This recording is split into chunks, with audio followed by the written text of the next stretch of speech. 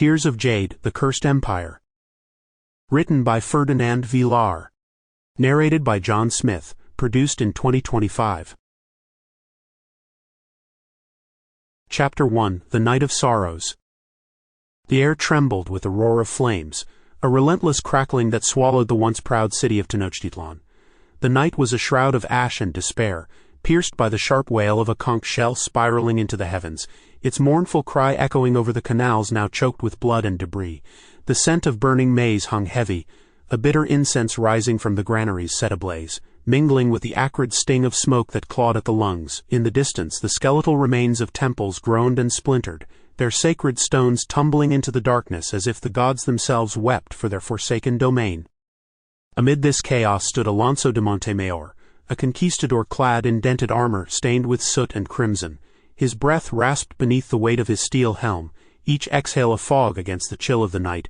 His sword hung limp in his hand, its blade dulled by the slaughter of hours past, yet his eyes, haunted, glinting with a flicker of something unnameable, darted across the ruin. He was no stranger to war, nor to the cries of the dying, but this night bore a different mark.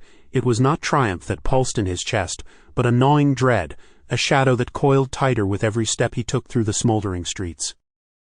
In his gauntleted fist he clutched a small object, an amulet of jade, no larger than a child's palm, its surface smooth and cold as the waters of Lake Texcoco. It gleamed faintly, catching the firelight in hues of deep green, as though a shard of the jungle itself had been trapped within.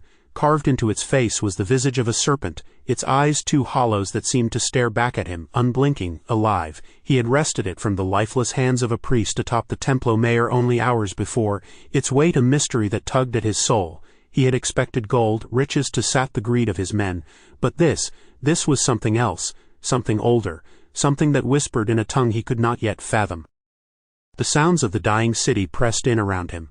The snap of wooden beams collapsing into embers, the distant clash of steel against obsidian, the faint rhythmic chants of a few surviving priests rising like ghosts from the rubble. Alonso's men shouted in the haze, their voices hoarse with exhaustion and fear, calling for retreat as the Mexica warriors rallied once more. The causeways trembled under the weight of fleeing horses, their hooves thudding against stone slick with rain and blood, yet Alonso stood apart, rooted to the earth, the amulet a cold fire in his grasp. He remembered the priest's final words hissed through bloodied lips as the jade slipped from his grasp. "It sees you. It knows you."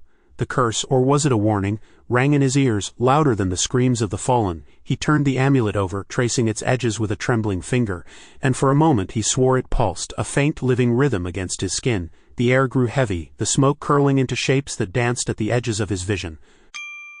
Sample complete. Ready to continue?